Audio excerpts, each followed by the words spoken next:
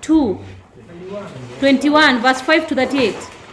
And the sun saw the temple, how it was adorned with numberless clothes and offerings.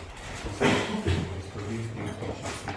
The days will come when there shall not be left here one stone upon another, that will not be thrown down." And they asked him, "Teacher, when will this be?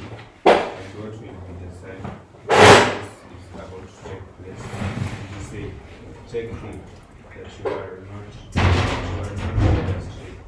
For many will come to me, saying, I am he, and the time is at hand. Do not go after them.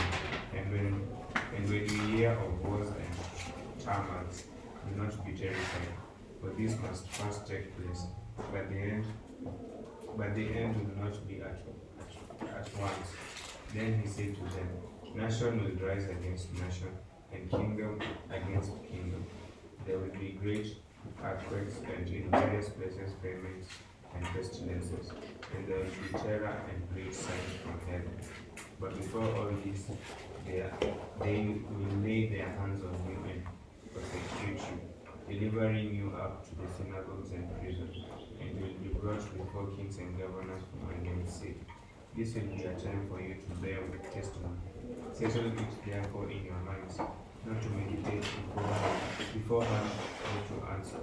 For I will give you a mouth and use in which none of your adversaries will be able to withstand or contradict.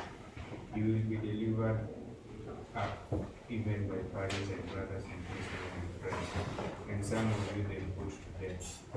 You will be hated by all for my name's sake, but not a hair of your head will perish.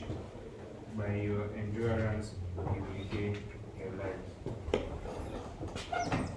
Yes.